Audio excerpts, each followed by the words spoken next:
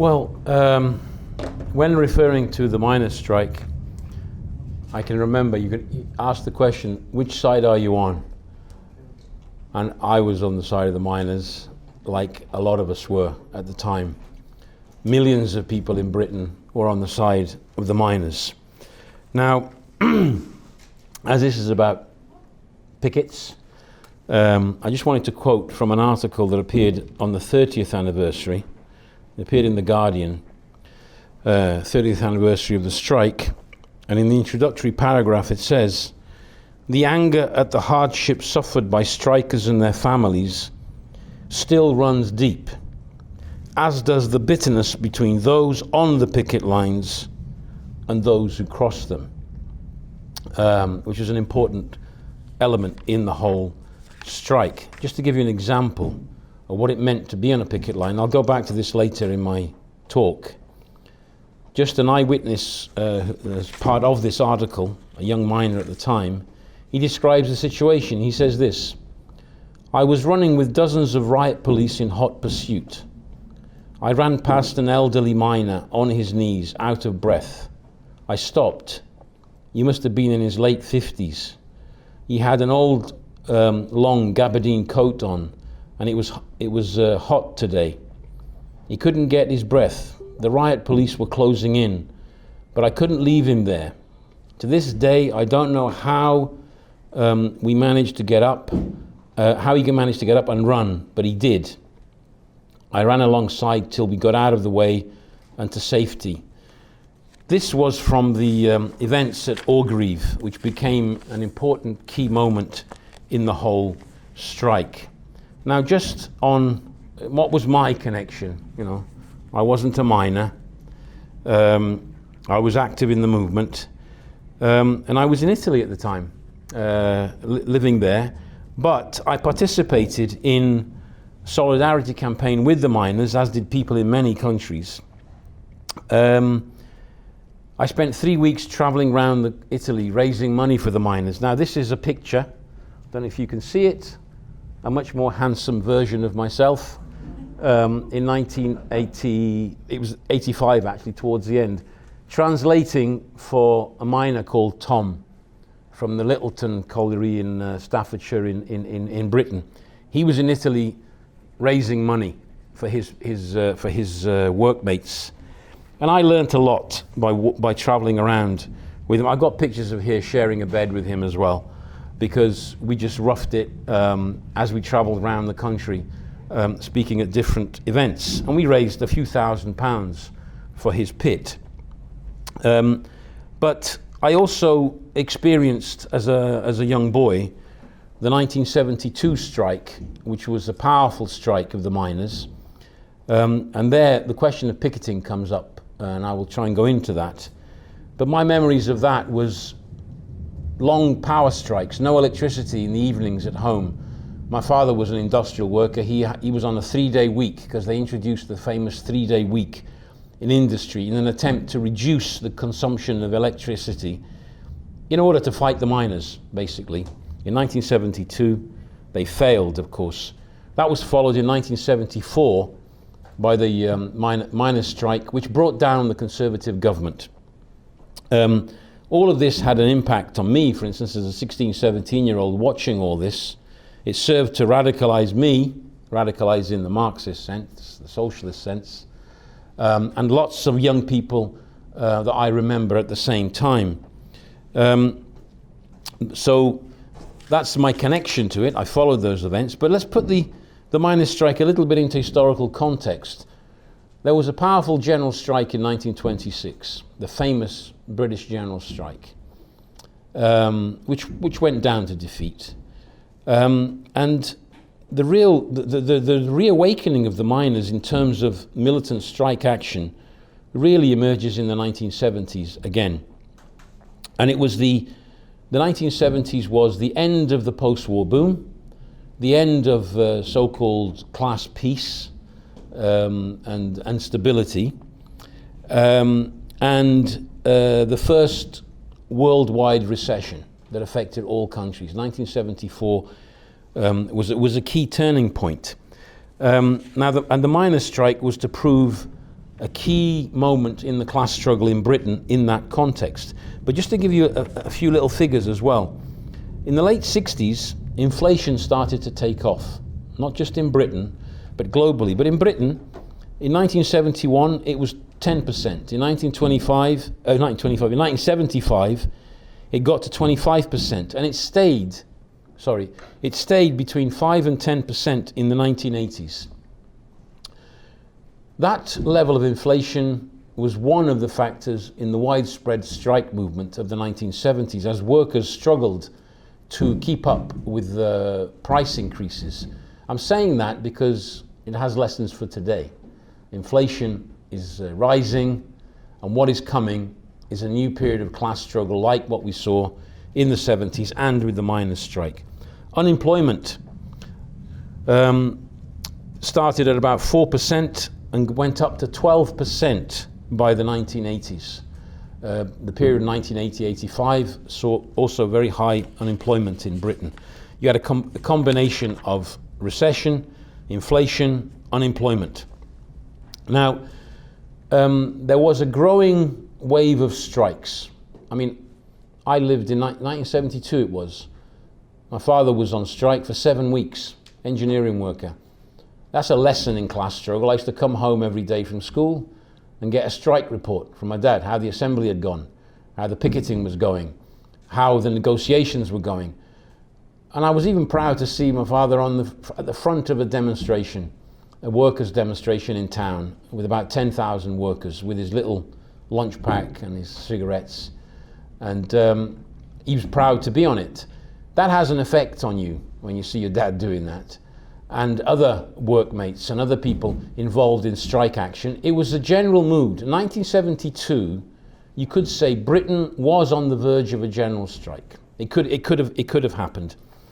Now, I'll go into that a bit more in detail, but the Thatcher thought in 1984 that she could provoke a strike of the miners, and it would be a quick, sharp strike and a defeat over a short period of time.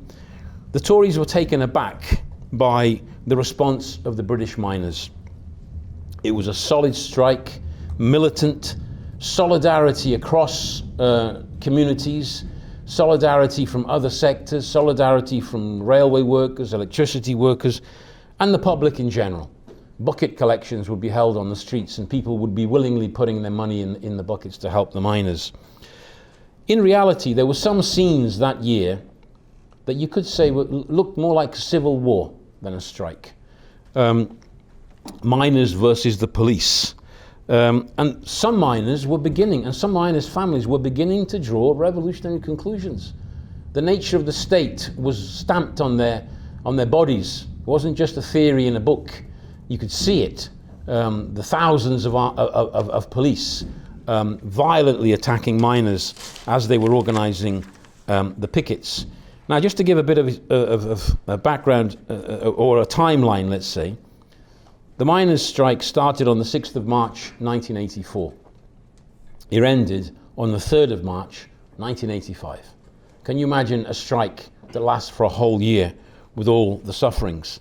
It was a strike against the closure of collieries, led by the National Union of Mineworkers, whose leader was Arthur Scargill, who became a renowned militant trade union leader in Britain. With over 140,000 miners on strike, just to give you an idea, over 11,000 miners were arrested during the strike. Several were killed in the picketing and in the charges against the pickets. 8,400 were charged after they were arrested. There were some divisions, of course. Some areas did not come out on strike. That was a weak point of the strike, areas like the Nottingham and Derbyshire, but I'll go into that a bit later on. 26 million person days were lost as a result of the strike. The biggest strike since the general strike of 1926. Now, the strike started on the 6th of March in the Cortonwood Colliery in Yorkshire when they walked out. They had had a ballot in 1981 which had voted in favour of strike action should there be closures. of pits. And they based themselves on that ballot and said, they're going to close the pit, we come out. We voted for this and they were out. On the 12th of March, 6 days later, Arthur Scargill, leader of the NUM, declared the strike official. They were seeking to repeat the victory of 1972 and 74, but those two previous strikes, which I'll go into a little bit in a minute, had been a big warning to the ruling class of Britain and to the Tories themselves. They actually prepared. It's all documented. They prepared for this strike. They were preparing a provocation and they were preparing to take on the miners, to give a lesson to the rest of the working class, in effect, because it was the most militant and most organised group of workers. So what did they do? They built up coal stocks. The fact that the strike was called at the end of winter, you could think with hindsight that was a mistake. It was just when the consumption of coal would start to go down. So they built up the coal stocks. They worked on areas to try and keep as many miners at work as possible. They imported coal from places such as socialist Poland at the time. And they prepared the police force for massive mobilization of forces. In fact, the police force was actually reorganized for this purpose. Now, they never organized a ballot. That's one thing the unions didn't do, because the strike became a spontaneous movement. Area after area were coming out, and at one point, the majority of the miners were on strike. And there was a discussion on whether to have a ballot. In September 84, months into the strike, it was declared illegal because there hadn't been this ballot. Now in April 1984, roughly 5 or 6 weeks into the strike, there was a special national delegate conference of the National Mineworkers Union on whether to hold a ballot. The delegates voted 65 to 54 not to have a ballot. They were saying we don't need a ballot, and proceeded with the strike. This explains also why this was, with hindsight you could say this was a mistake. It gave the bourgeois ammunition to say it was an illegal strike, it was undemocratic. It gave the trade union leaders who didn't want to organise solidarity an excuse to hide behind. It gave the right-wing Labour leaders an excuse not to support the strike. Certain areas stayed out. And yet, there were moments in previous occasions where there had been a previous ballot, for instance, where 55.75% voted to oppose the introduction of the national incentive scheme, which was being attempted to be imposed on the miners. And the leadership then, the right-wing leadership, ignored the ballot. So when there was a ballot for strike action, it was ignored. When there wasn't a ballot, they attacked them for saying, you're not carrying out a ballot. There was a bit of hypocrisy involved here. But this was something that was to be ever present throughout the strike, and probably was, with hindsight, a tactical error on the part of the leaders, because at the height of the strike, a ballot would clearly have won. Now, whether that would have convinced the more moderate areas to come out or not, nobody can have a crystal ball that can say that. But it would have enormously strengthened the workers who were for strike action in those areas.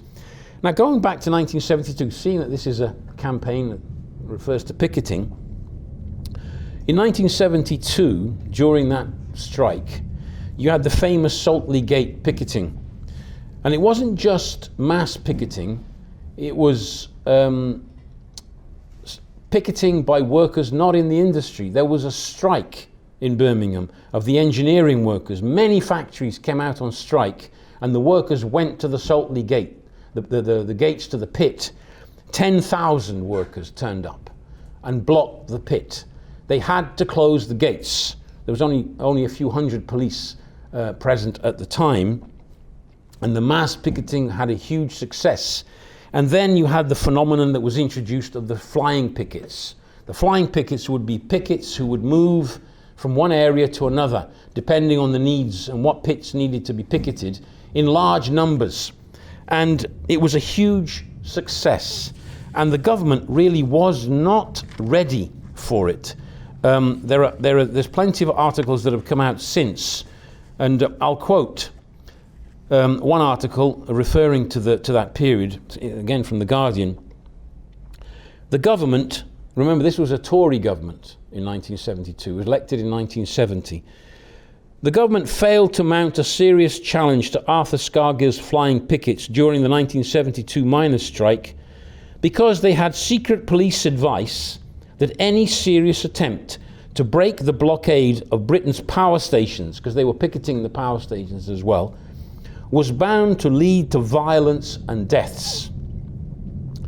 The emergence for the first time in the 1972 strike of the 1,000 plus flying pickets targeting power stations and coal depots and organised with military precision by the Yorkshire National Union of Mineworkers were a devastating new industrial weapon, this phenomenon of the flying pickets.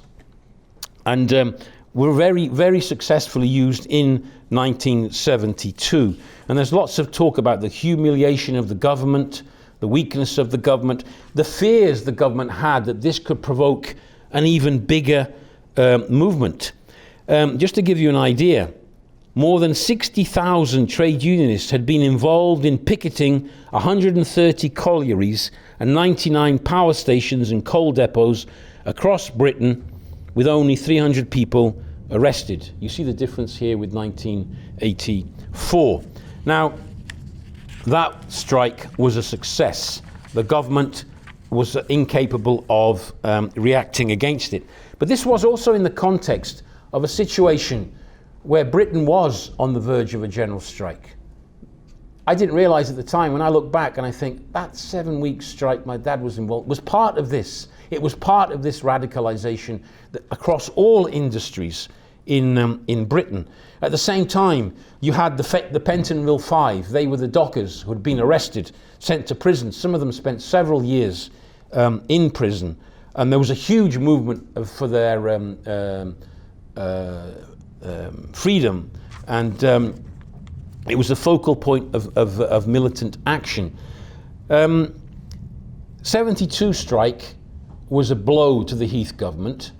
And then there was another strike in 1974, the end of the winter of 74, and which lasted a few weeks. Heath decided to challenge the miners, and he called an early election. And he actually said the election was to ask the people of Britain, who runs this country? The government, the elected government, or the unions? Well, the people of Britain answered the unions. The Tory government was defeated, and people voted for the Labour Party and brought the Labour government to power. The Tories were humiliated by the miners on more than one occasion.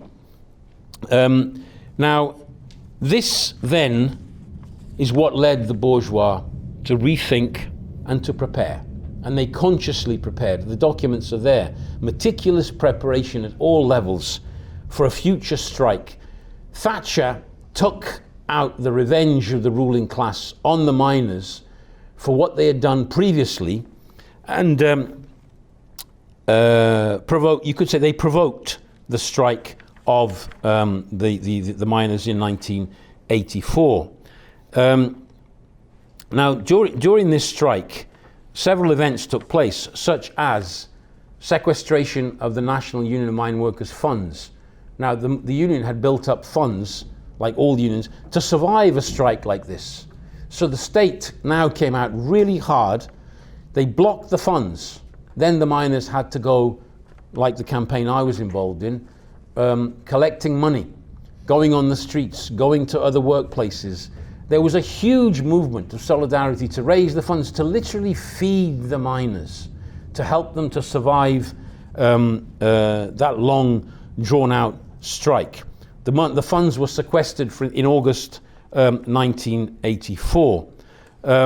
Now, the tragedy, of course, is the unions did not organise the sufficient solidarity, even though some of them, like the transport in general, were threatened with a sequestering of funds. And the truth is, Had the TUC called a one-day general strike in support of the miners, that strike would have been won. The problem, of course, was if you win such a strike, you enormously strengthen the confidence of the working class, and it won't stop there. It can move on to much higher aims, and it could have been a huge movement against capitalism itself.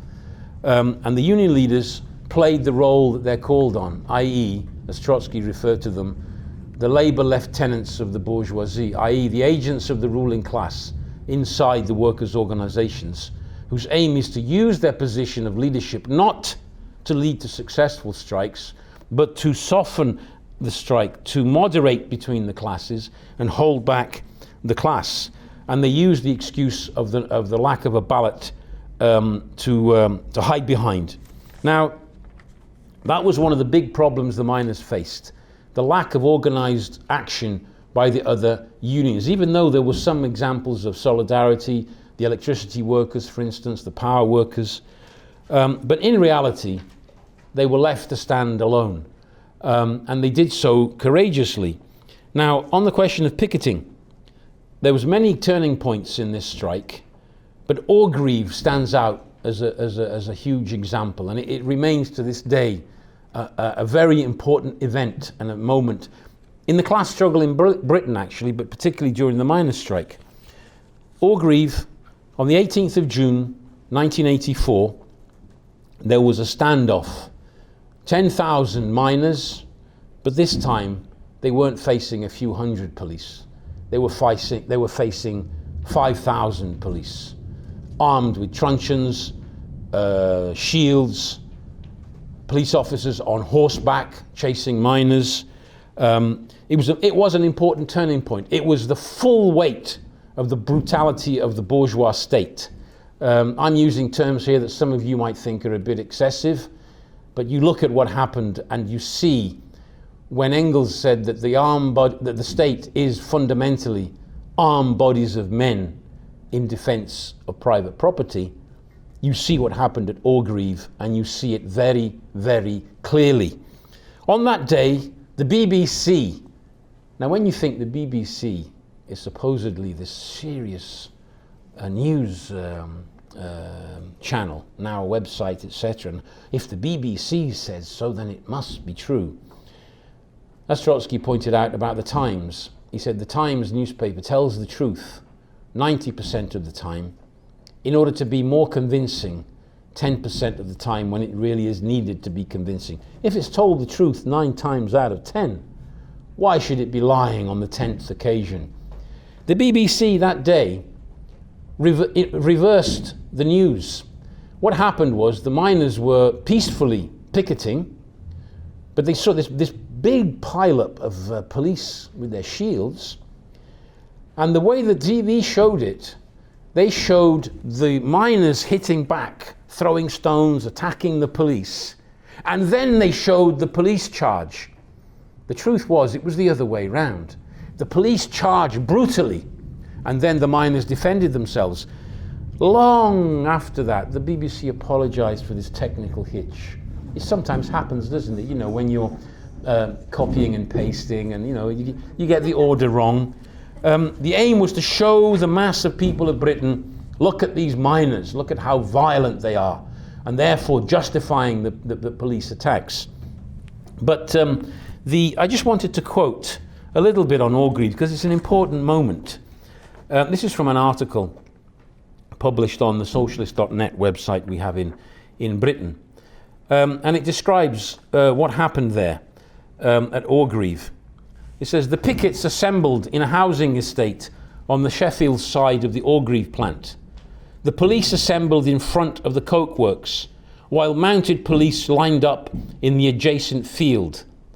Other police with dogs, as well as thousands in riot gear, mobilized their ranks to surround the pickets. As soon as the lorries had entered the plant to load up, riot police attacked the pickets in a series of baton charges. The mounted police rode into the strikers, followed by truncheon-wielding foot police. This is democratic Britain in 1984. Despite the beatings and arrests, The miners were not cowed. However, the following days, pickets were diverted by the Yorkshire area to Nottingham, resulting in hundreds rather than thousands facing the picket lines. On the 30th of May, Scargill was arrested. This is the leader of the miners. But this served only to increase the anger of the pickets.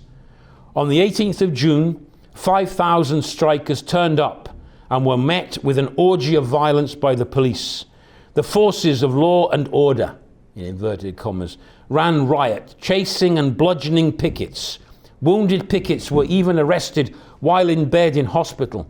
Of course, the capitalist media portrayed the whole episode as picket line violence, and doctored film footage was used to blame the disorder and violence on the NUM.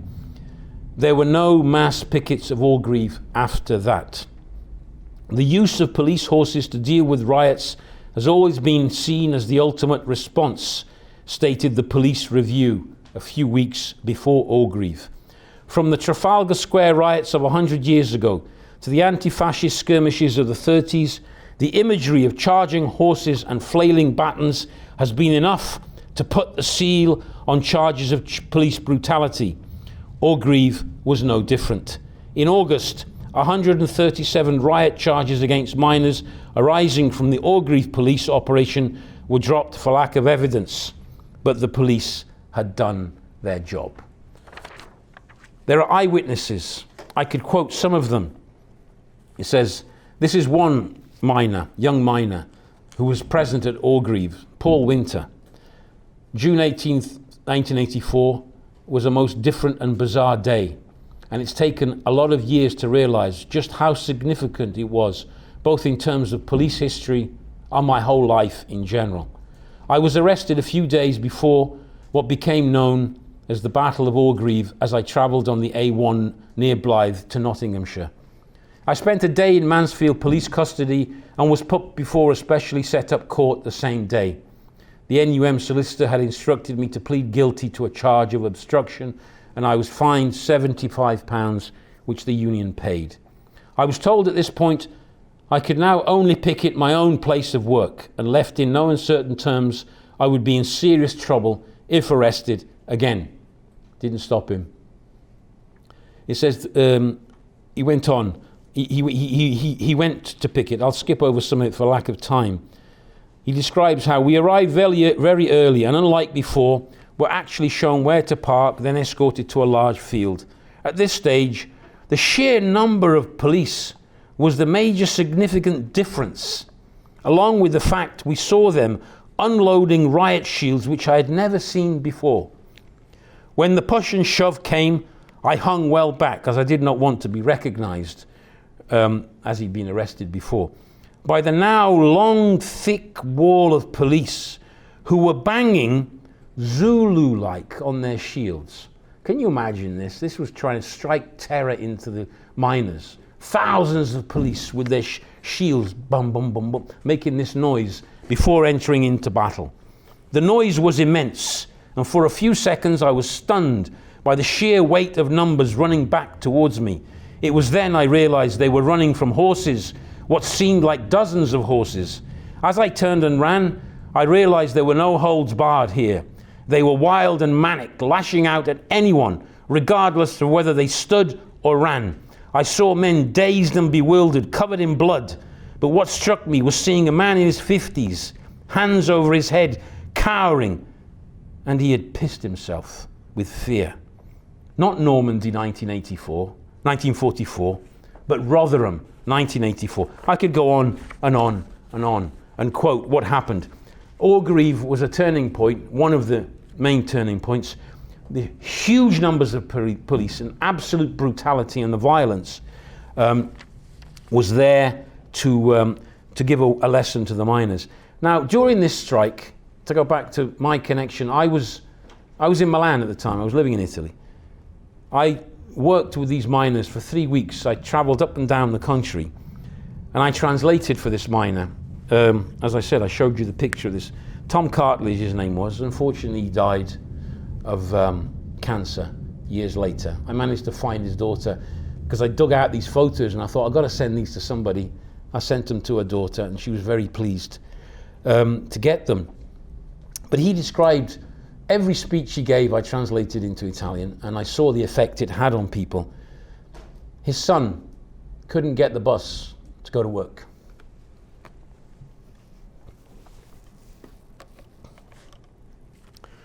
It was very moving to translate that experience. His son had holes in his shoes.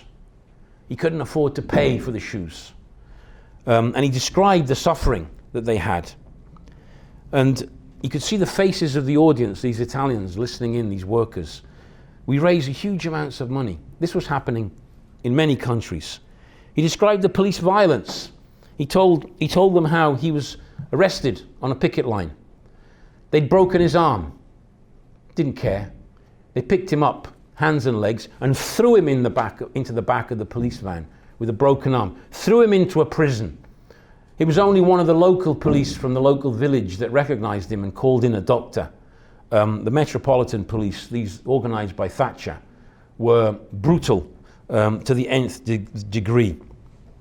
But it was interesting. I spent a lot of time talking to him, sharing meals with him, sleeping with him, driving with him. And he told me how he'd always been a Labour Party supporter, but a moderate. He always thought Tony Benn was extreme.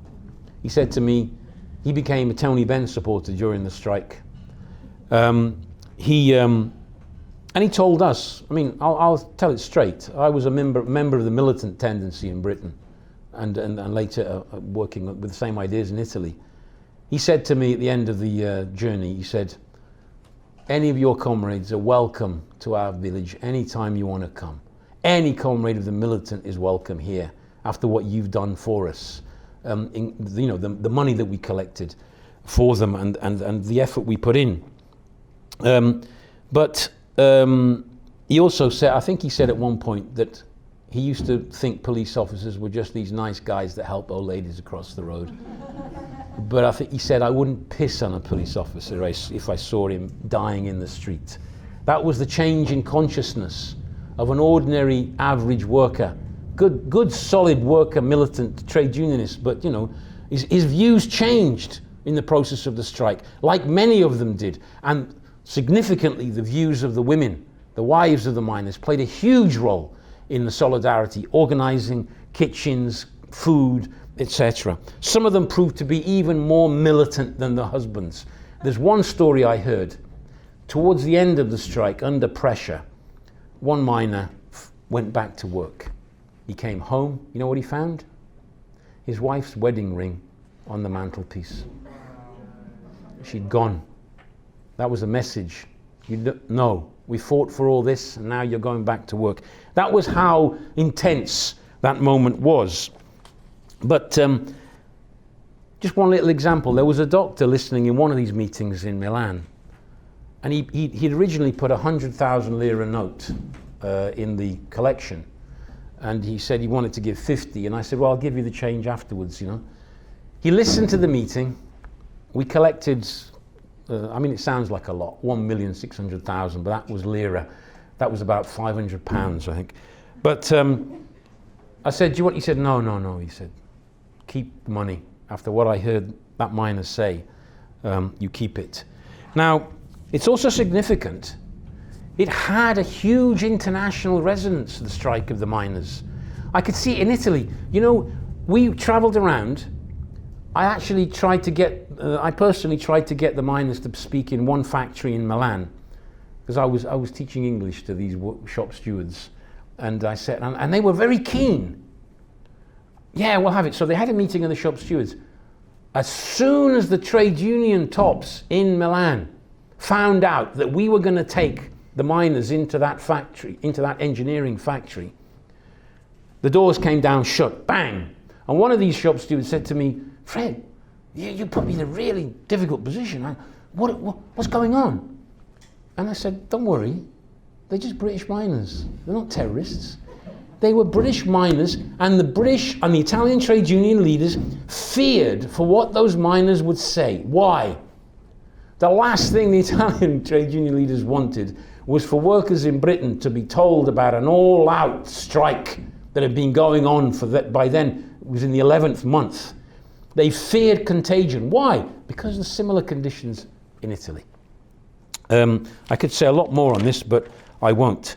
Now, to show you how the strike could have been won at different moments, there was a union called NACODS, which is basically, it was the foreman of the pits, right, in charge of safety and other things. They voted for strike action. They voted in a ballot, and 82.5% voted for strike action. Did the leaders of that union call a strike? No, they did not. Had they come out, even the pits which were working would have had to close, because without the presence of these people, the pits could not work. What did the union leaders do? Did not call the strike. That was another. It shows you how it could have been won. They pulled back from calling out strike action, and of course left the miners to fight it out for themselves. Now, moving on fast because time is going on. As I said, there was the responsibility of the trade union leaders, the responsibility of the TUC. All of them were working for the defeat of the miners. Some of them would give verbal support. Oh, yes, the miners. But none of them would call strike action or solidarity with the miners. They were left on their own, and they were literally starved back to work. This miner that I was with, it was actually a few weeks before the end. Every day, his main concern was, how much money have we collected? How much money? He wouldn't take a penny. He wouldn't spend anything. He was determined to collect as much money as possible to take back to his pits. I still have the letter of thanks from the Littleton colliery at the time, thanking us for our campaign. But towards the end of the strike, there was this phenomenon. Miners who had been on strike 8, 9, 10 months, literally at the limit of what they could take. And there was the beginnings of a trickle back to work. They felt they couldn't win. They couldn't hold out. That led to a lot of bitterness because some of them fought to the end.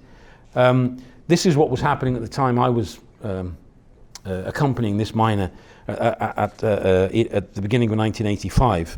Now, the miners' strike ended in a defeat, and it was an extremely important event. It was a major turning point in the class struggle in Britain in the post sort of 1970s period.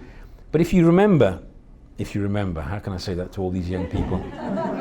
If you've read it in any history books, there was the equivalent to the British miners in Italy in 1980, the famous Fiat strike that lasted 5 weeks. I can remember the same kind of thing. People from all over Italy collecting food, organising coaches, going to the factories miles away, picketing, taking the food, taking the money. The workers they placed all their hopes in that strike. Either we win or we all lose. That was the feeling. And it was the same in Britain. The miners, if they win, we all win. If they lose, it's a major loss for all of us. In the States, Reagan was on the union bashing. The flight controllers union was smashed. And if you look at all the countries, there's an equivalent key moment or moments where the bosses took on the workers. Why? We're going to make you pay for everything we had to give you in the previous period. All the successful strikes. The miners had to pay for the successes of 1972 and 74. The Italian workers had to pay for the huge movement of the 1970s and what they forced the capitalists to concede. It was a turning point in the class struggle, and it had long-lasting effects, actually. It produced a significant change and a downturn in the class struggle, both on the trade union front and the political front. And there was a receding of class struggle, and even consciousness, you could say, was pushed back. And then we had the famous 80s and 90s. The bourgeois weren't happy with having defeated the miners. They then introduced a law on picketing. Mass picketing was something which they feared. Thatcher introduced a law which established that you could only have 6 people maximum on a picket line. Why? Well, obviously, Saltley Gate with 10,000 was a lesson. We can't have that happening again. We have to make it illegal. You can be arrested if you have too many people. And that law is still on the statute books. Labour came to power in 1997, but Tony Blair thought it was a good idea to, just leave it there. You never know, might need it. Did not act on it. Interestingly, in an interview with Jeremy Corbyn in 2016, when they were trying to present him as the bogeyman, the terrible guy that will do terrible, terrible things. And one of the terrible things that he would do?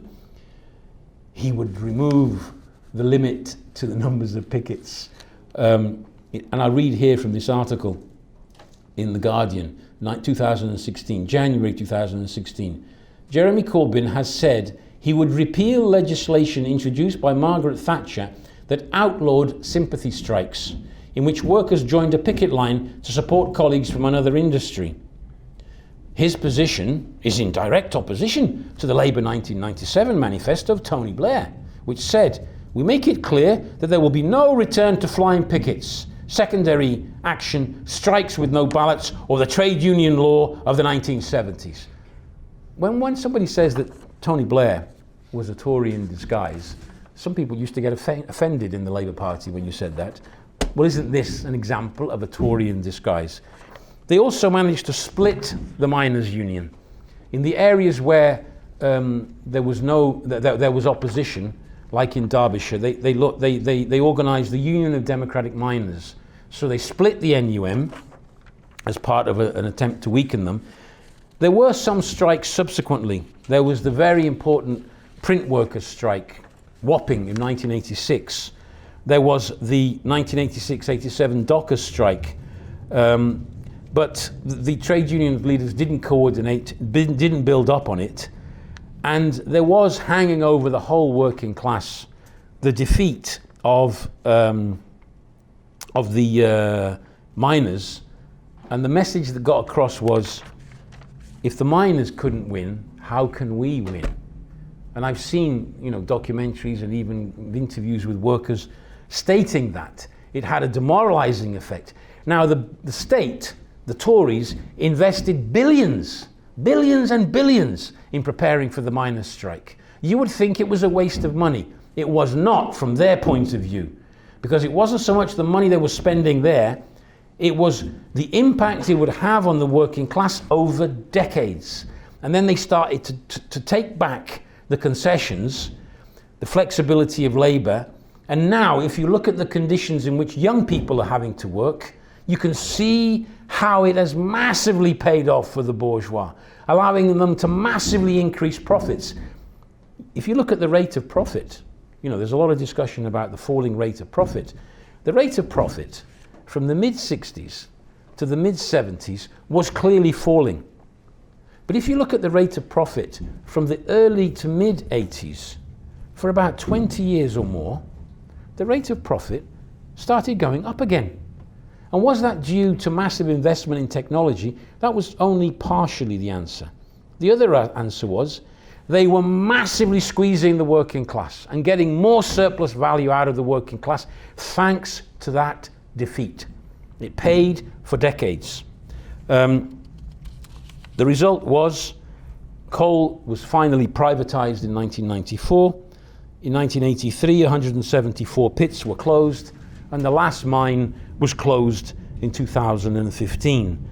And if you go to some of these former mining communities, where practically the whole livelihood was based on the pits, extreme poverty, huge social problems, alcoholism, drugs, unemployment, alienation. This is what happened to the miners.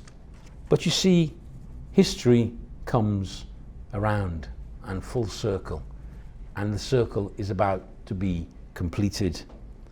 Just the other day in Britain, the Railway Workers Union, the RMT, held a national ballot for strike action. Now, some of the things they changed in the laws were to try and make ballots more difficult, i.e., you have to have at least a 50% turnout at a ballot for it to be valid legally. So if you get 45% and they vote for strike action, it's considered invalid. Well, the turnout the other day was 71%. But the vote for the strike, even more significant, 89% voted for strike action. This was yesterday. Now, this could be the biggest strike in Britain for decades. And it could even provoke a wider struggle. Because you see, transport obviously is very important. You block the railways, and it's, you know, they've privatized the railways since then. There's like 12 railway companies, and they balloted all of them. All of them are voting solidly for strike action, to the point that now the Tories are thinking of introducing new laws, new legislation. I think in Canada you already have it, back to work legislation. In Britain you don't have it. Interestingly, you know, in Italy they have it. They've had it for longer than most. You know when it was introduced? In Italy it was introduced during the fascist regime. And when the fascist regime collapsed, they just forgot to remove that law from the statutes. I don't think they forgot. They consciously kept it. You never know when you might need it. And in certain services like, you know, hospital, transport, etc., you can force workers back under the force of law. And they are considering introducing such a law in Britain. And it's provoking a lot of anger. Just to quote some trade union leaders, where is it? You see, on the railways, the workers are fighting a £2 billion package of cuts that could see thousands of jobs cut, and also a wage freeze. Can you imagine introducing a wage freeze today? Inflation in Britain is moving towards 10%, and you're telling the workers, I'm going to block your wages. That is like a red rag to a bull in this situation, precisely with the rise of inflation. But you see, the Tory Minister of Transport, Grant Shapps, is talking about this legislation, which would effectively, as I said, outlaw strikes. What has been the response of the unions? Mick Lynch, the General Secretary of the RMT, said this: any attempt by Grant Shapps to make effective strike action illegal on the railways will be met with the fiercest resistance from RMT and the wider trade union movement. Then there's the new Secretary of Unite. Unite is one of the biggest unions, together with Unison, very powerful union. The Unite General Secretary, Sharon Graham, who represents a significant shift to the left in that union, she said that her union, quote, will confront head-on and by whatever means necessary any further attacks on the right to strike. It says, we are now forced to put the government on notice. If you force our legitimate activities outside the law, then don't expect us to play by the rules. This is 2022. As I said, it's come full circle. You can defeat the working class like in 1984 and the miners. You can then proceed to increase the rate of exploitation to the nth degree. But capitalism enters into crisis, as it is now, in a deep crisis. Inflation is growing constantly everywhere, and we're seeing the unions preparing. We are going to see strikes. We are going to see strikes where you least expect them. It's not by chance that in the USA, the workers of Amazon and Starbucks, places that were considered, oh, you can't unionize these places. Do you remember all that talk? Oh, no. Well, they're unionizing. Surprise, surprise. When I read that, I wasn't surprised. I was overjoyed, but I thought this sooner or later had to happen. You cannot squeeze the working class and squeeze it and not expect a reaction. It's begun. It's already beginning. In the United States, the overwhelming majority of people interviewed express a favorable view of trade unions.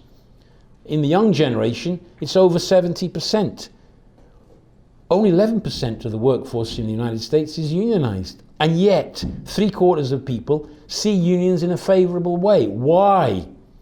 Because clearly they feel the need for unions. And in Britain, you can see what is being prepared. And this is going to be, I think, on an even bigger scale than what we saw in the 1970s. So the lessons of the British miners' strike are, I would say, several. One, of course, is there was a tactical error, whatever you could discuss, but that wasn't the reason. Because you see, had they had a ballot and voted for strike action, the bourgeois wouldn't have said, oh, that's okay then. Or the trade union leaders of the TUC, they wouldn't have said, oh, in that case, yeah, great, we're going to organise a general strike, fine. No, they would have found other ways of manoeuvring against the miners. But the biggest lesson is this: there wasn't a fighting leadership of the trade unions. The unions had become bureaucratized. They did not represent the interests of the working class. What we need to do today is to start to struggle from the bottom up and start to build an opposition inside the trade unions that prepares for these events. And at the same time, on the political front, Kinnock, leader of the Labour Party, instead of bringing the weight of the Labour Party behind the miners, attacked them, criticised them. We need a workers' organisation, mass workers' organisations on the side of the working class. But what this actually means is really thinking it through to the end. How are we going to go through another wave of strikes like the one we saw in the 70s and the 80s and go down to defeat again because of the leadership? You know, we have to learn from history. We need the fighting leadership. That means we have to build a political force that operates in a different way, that is based on a revolutionary outlook, because the miners' strike gave us a glimpse of real class war. That's going to come back. This time, we want to win, not lose. But winning doesn't mean just a wage increase. It means removing the parties such as the Tories who carry out these laws and the class that stands behind them, the capitalist class, which has an interest in these laws, in fighting off the working class, periodically challenging the workers, defeating them because of lack of leadership, and then increasing even more the rate of exploitation. This cannot go on forever. And this generation of young people must learn from the past in order to understand what we need to do today and in the future. That's the lesson we've got to take on board. And I will leave it there for now.